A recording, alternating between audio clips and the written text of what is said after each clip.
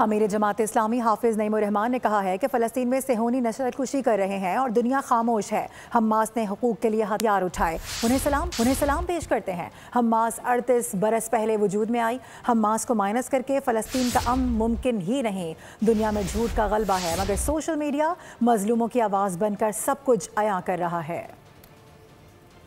70% बच्चे और औरतें ये सेहूनी स्नाइपर्स के जरिए बच्चों को निशाना बनाते हैं। सहाफियों को, जो यूएन के वर्कर से उन्हें इन ज़ायनिस्ट ने और इन इस्राएली यहूदियों ने निशाना बनाया, और दुनिया में कोई बहरान नहीं पैदा होता सिवाय उन लोगों के कि जो अब ज़मीर की आवाज पर पूरी दुनिया में उठकर खड़े हो गए। और ये वो मुजाहिमत है जिसने पूरी दुनिया में एक तकसीम पैदा कर दी है। फलस्तीनियों को सलाम है जो कुर्बानियां दे रहे हैं और पूरी दुनिया को उन्होंने तकसीम कर दिया है हक और बातिल की बुनियाद पर। पहले ये अपने मीडिया की ताकत से लोगों को झूठ पर आमादा कर देते थे, प्रोपेगेंडा कर देते थे। अब इनसे ये काम नहीं हो पाता, इसलिए कि बहरहाल सोशल मीडिया दोधारी ताकत बन गया और उसने दुनिया भर के बाज़मीर लोगों को और खास तौर पर यूथ को उठाकर खड़ा कर।